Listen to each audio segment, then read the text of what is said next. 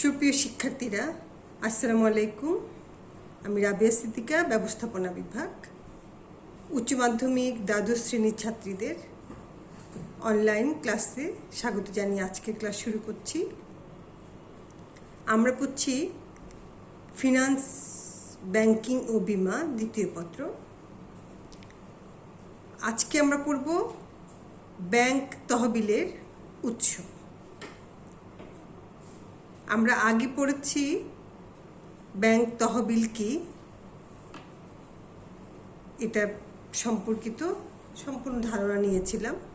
আজকে আমি উৎসটা দেখাচ্ছি, তোমরা একটু স্ক্রিনে খেয়াল করো, দেখতে পাবা একটা চার্ট আছে তোমাদের জন্যে। সেই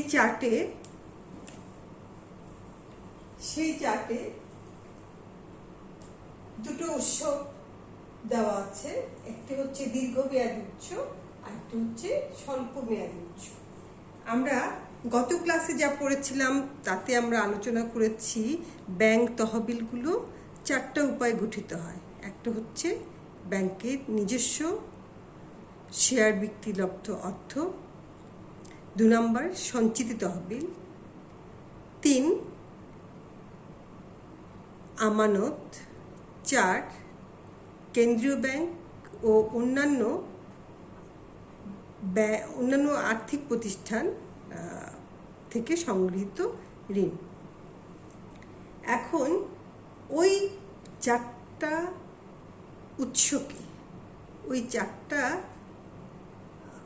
যে ব্যাংকের বিভিন্ন দিকগুলো যেগুলো থেকে ব্যাংক মূলধনগুলি সংগ্রহ করে, নিজস্ব এবং অন্যান্য বাইরের থেকে সংগৃহীত অর্থগুলোকে একসাথে করে আমরা এখন সেটাকে দুটো ভাগে ভাগ করেছি। একটা হচ্ছে দীর্ঘমেয়াদী উৎস, আর একটা হচ্ছে স্বল্প মেয়াদী উৎস। দেখো, দীর্ঘমেয়াদী যে উৎসটা আমি দিয়েছি, দীর্ঘমেয়াদী উৎস, সেখানে আমরা 4টা ডিভিশন এনেছি। এই দীর্ঘমেয়াদী উৎসতে এই 4টা ভাগ আছে, যে ভাগগুলো থেকে এরা ব্যাংক তার তহবিলটা সংগ্রহ করতে পারে। আর স্বল্প মেয়াদী উৎসতেও 5টা ভাগ আছে, যে 5টা দিক থেকে এরা এদের মূলধনগুলো সংগ্রহ করে। এখন আসো আমরা একটা একটা করে আলোচনায় যাই। আমরা গত ক্লাসে পড়েছি ব্যাংকের প্রথম যে মূলধনটা, সেটা হচ্ছে ব্যাংকের নিজস্ব মূলধন। এটা ব্যাংকের শেয়ারলব্ধ বিক্রিলব্ধ অর্থ, এই পরিশোধিত মূলধন। পরিশোধিত মূলধন কি? ব্যাংক তার শেয়ার বিক্রি করে যে মূলধন সংগ্রহ করে, সেটাই হচ্ছে ব্যাংকের পরিশোধিত মূলধন। আমরা জানি যে বর্তমানে কেন্দ্রীয় ব্যাংকের যে নিয়ম নীতি ব্যাংকের বেলা প্রযোজ্য, প্রত্যেক তালিকাভুক্ত ব্যাংকের ক্ষেত্রে কেন্দ্রীয় ব্যাংকের নির্দেশ অনুযায়ী কমপক্ষে 400 কোটি টাকা পরিশোধিত মূলধন থাকতে হয়। এটি ব্যাংকের নিজস্ব এবং প্রথম প্রধান উৎস হিসাবে গণ্য হয়ে থাকে পরিশোধিত মূলধন, এই জ্ঞানটা। তাহলে এরপরে যেটা আসছে সেটা হচ্ছে সঞ্চিত তহবিল। ব্যাংক যে মুনাফা অর্জন করে, আমরা জানি সেই মুনাফার পুরো অংশটুকু শেয়ার হোল্ডারদের মধ্যে বন্টন করে দেয় না, সেখান থেকে তারা একটা সঞ্চিত তহবিল গঠন করে। এবং এইরূপ তহবিল ব্যাংকের নিজস্ব সংগ্রহের আরেকটি অন্যতম মাধ্যম। এবং এই তহবিলগুলো ব্যাংক কয়েকটা উপায়ে সংগ্রহ করে, যেমন বিধিবদ্ধ রিজার্ভ, তারপর সাধারণ রিজার্ভ এবং অন্যান্য সঞ্চিত তহবিল। অন্যান্য সঞ্চিত তহবিলগুলোতে আমরা সাধারণত আলোচনায় আনলে বলতে পারি লভ্যাংশ সমতাকরণ তহবিল, অদাবিকৃত লভ্যাংশ, শেয়ার প্রিমিয়াম, যে ফান্ডটা, এগুলো সবগুলিকে মিলিয়ে আমরা অন্যান্য সঞ্চিত তহবিল করতে পারি। আর এগুলিকে অনেকটা গুপ্ত তহবিল ও এই ধরনের তহবিলের আওতায় আসে। আর আমরা সবাই বিধিবদ্ধ রিজার্ভ কি, সাধারণ রিজার্ভ কি, এটা জানি, এটা আমি আলোচনা নিয়ে আসছি না। সঞ্চিত তহবিলে আমরা কি করলাম, 3টা ভাগ করলাম। একটা হচ্ছে বিধিবদ্ধ রিজার্ভ, আরেকটা হচ্ছে সাধারণ রিজার্ভ, আরেকটা হচ্ছে অন্যান্য তহবিল। অন্যান্য তহবিলটা আমি একটু আলোচনা করেছি, কি বললাম আমি আবার বলছি, রিপিট করছি যেন তোমরা বুঝতে পারো। অন্যান্য তহবিলে লভ্যাংশ সমতাকরণ তহবিল, অদাবিকৃত লভ্যাংশ, শেয়ার প্রিমিয়াম ফান্ড, আবার গুপ্ত যে তহবিল থাকে, এটা সিঙ্কিং ফান্ড নামে যেটা অভিহিত, এগুলি সবগুলি মিলে সঞ্চিত তহবিল। আচ্ছা, এরপরে এসছে বিশেষ আমানত তহবিল। এই বিশেষ আমানত তহবিলগুলোর সাথে আমরা সব সময় সাধারণ জনগণরা খুব বেশি সংশ্লিষ্ট থাকি। আমরা যখনই ব্যাংকে যাই, ব্যাংকের সাথে আমাদের যে লেনদেনগুলো হয়, ব্যাংকের সাথে আমাদের চাওয়া পাওয়া যা থাকে সবসময়, সেগুলোর মধ্যে এগুলো জড়িত বিশেষ আমানত হিসাব। এর মধ্যে প্রথম যেটা বলবো, সেটার সাথে আমরা ওতপ্রোতভাবে সবাই, সব জনগণরা ব্যাংকের সাথে জড়িত। যেমন ডিপিএস, এটা একটা বিশেষ স্কিম, এটাকে ডিপোজিট পেনশন স্কিম আমরা জানি। এটা প্রত্যেকটা ঘরে ঘরে কিন্তু ডিপিএস ব্যাংকের সাথে ডিপিএস নিয়ে আমরা লেনদেন করে থাকি। অনেক দিন পর্যন্ত কিছু অল্প অল্প করে টাকা জমিয়ে রেখে একসময় অনেক বড় একটা অংশ ব্যাংকের কাছ থেকে আমরা পাবো মূলধন হিসাবে, যেটা আমরা কাজে লাগাতে পারি, সেটাকে আমরা ডিপিএস বলি। আমাদের দেশের সাধারণ জনগণ এই স্কিমের সাথে খুব বেশি জড়িত। আর এছাড়াও বিভিন্ন স্কিম আছে, যেমন হজ প্রকল্প, শিক্ষা সঞ্চয় প্রকল্প, গৃহ নির্মাণ বিনিয়োগ আমানত প্রকল্প, মাসিক আয় সুবিধা প্রকল্প। এগুলি প্রত্যেকটাই হচ্ছে বিশেষ আমানত হিসাবে উদাহরণ।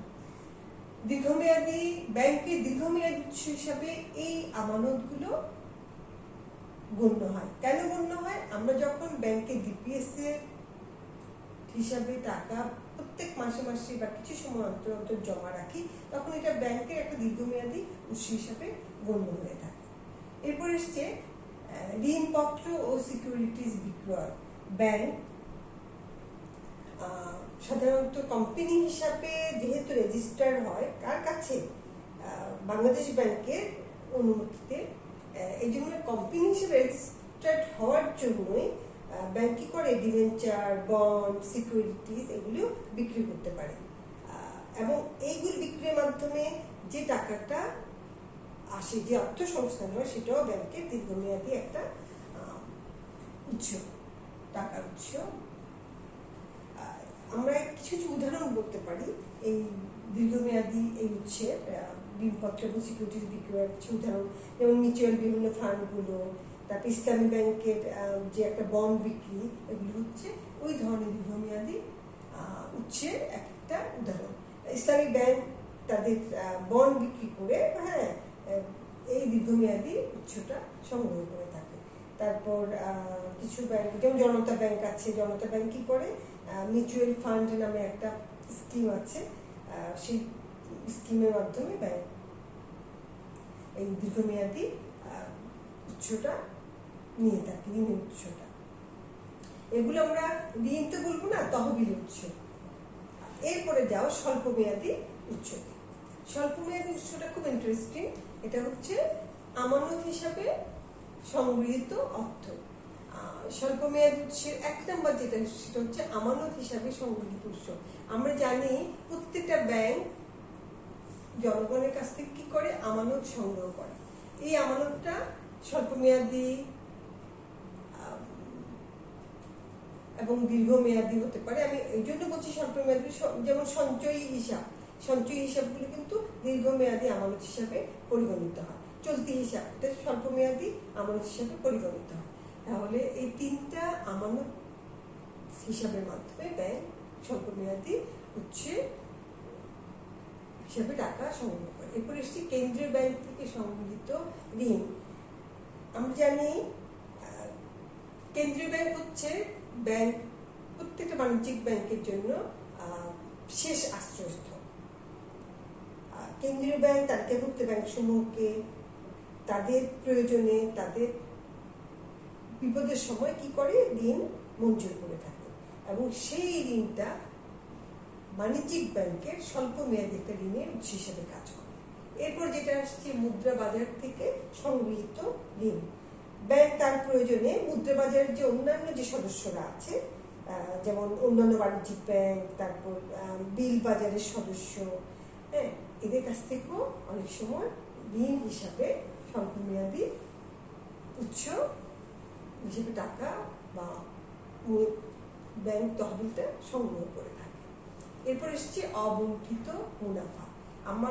আমরা একটু আগে আলোচনা করেছি দীর্ঘমেয়াদী উৎসকে। দেখো, সঞ্চিতি তহবিল। সঞ্চিত তহবিল কি? ব্যাংক তার আয়কৃত অর্থ বা মুনাফা থেকে সবটুকু জনগণের মধ্যে বন্টন না করে যা ব্যাংকের তহবিল হিসেবে রক্ষিত করে, সেটাই হচ্ছে সঞ্চিত তহবিল। এই সঞ্চিত তহবিলের সাথে এইটা এবং ওইটা জড়িত। অবন্টিত মুনাফা হচ্ছে কি? ব্যাংক অনেক সময় সবটুকু টাকা মুনাফা বন্টন করে না। কিছু কিছু মুনাফা কি হয়, ব্যাংকের অংশবিশেষ শেয়ার হোল্ডারদের মধ্যে বন্টন করার পরে বন্টিত হয়নি এমন কিছু মুনাফা যখন থেকে যায়, সেটা ব্যাংক স্বল্পমেয়াদী তহবিলের উৎস হিসাবে রেখে দেয়। এছাড়াও কিছু কিছু আছে, যেমন অদাবিকৃত লভ্যাংশ। লভ্যাংশ পাবে কিন্তু সেটা হয়তো দাবি করার মতো কোনো মালিক নেই, সেটা হচ্ছে অদাবিকৃত লভ্যাংশ। এরপর লাভ ক্ষতি হিসাবে লাভের যে বিভিন্ন প্রভিশন, এগুলো স্বল্পমেয়াদী অর্থ সংস্থানের উৎস হিসাবে ব্যাংকে পরিগণিত হয়ে থাকে। আর লাস্ট যেটা হচ্ছে ঋণ ক্ষতি সঞ্চিতি হিসাব। আমরা জানি প্রত্যেকটা ব্যবসা প্রতিষ্ঠানে কি থাকে? কুঋণ থাকে। সম্ভাব্য ঋণ খেলাপি যারা থাকেন বা শ্রেণীকৃত ঋণ খেলাপি যারা, পরে যদি তাদের কাছ থেকে আমাদের সেই ঋণটা আদায় হয়ে যায়, তাহলে আমরা তো একসময় ভেবেছিলাম সেটা আদায় হবে না, কিন্তু পরবর্তী সময় যখন আদায় হয়ে যায়, এর বিপক্ষে যখন রক্ষিত একটা প্রভিশন থাকে, তখন সেটাকে অনেক স্বল্পমেয়াদী উৎস হিসেবে, অর্থসংস্থানের উৎস হিসেবে গণ্য করা হয়। তাহলে আমরা কি দেখছি? শ্রেণীকৃত বা সম্ভাব্য খেলাপি ঋণ পরবর্তী যদি আদায় হয়, তখন তার বিপক্ষে যে প্রভিশনটা রক্ষিত থাকে, সেটাকে আমরা মুনাফা হিসাবে ধরি এবং সেটাকে ঋণ ক্ষতি সঞ্চিতি হিসাবে ট্রান্সফার করে স্বল্পমেয়াদী অর্থসংস্থান হিসেবে ধরে নিই। তাহলে দেখছি এইরূপ সঞ্চিতি স্বল্পমেয়াদী তহবিলের উৎসগুলো আমাদের ব্যাংক তহবিলের উৎস হিসাবে কাজ করে। আমরা এখন কি পড়লাম? ব্যাংক তহবিলের দুটো উৎস পড়লাম। একটা হচ্ছে স্বল্পমেয়াদী উৎস আর একটা হচ্ছে দীর্ঘমেয়াদী উৎস। স্বল্পমেয়াদী উৎসের বিভিন্ন উৎসগুলো আমরা দেখেছি, দীর্ঘমেয়াদী উৎসের এবং স্বল্পমেয়াদী উৎসগুলো দেখেছি। এগুলি হচ্ছে ব্যাংকের তহবিলের উৎস, যেগুলো থেকে ব্যাংক টাকা পায়, তহবিলটা সংগৃহীত হয়। আজকে আমরা এটা ক্লিয়ার করলাম। পরবর্তীতে আমরা এই উৎসগুলো কিভাবে কাজে লাগায়, কিভাবে ব্যবহার করে, সেটা নিয়ে এগিয়ে যাব। আমি আশা করছি তোমরা বুঝতে পেরেছ। আর আমরা তোমাদেরকে যে বইয়ের কথা সবসময় বলি, যেগুলো লিস্টে আছে, সেই বই থেকে অবশ্যই এগুলো একটু ভালো করে পড়বা। আমাদের বই অবশ্যই কাছে রাখতে হবে। আমাদের লেকচারের সাথে বইগুলো মিলিয়ে তোমরা এগিয়ে যাবে। আশা করি বুঝতে পেরেছ। আগামী ক্লাসের আমন্ত্রণ জানিয়ে আমি আজকে এখানেই শেষ করব। তোমরা সবাই ভালো থাকো, সুস্থ থাকো। আল্লাহ হাফেজ।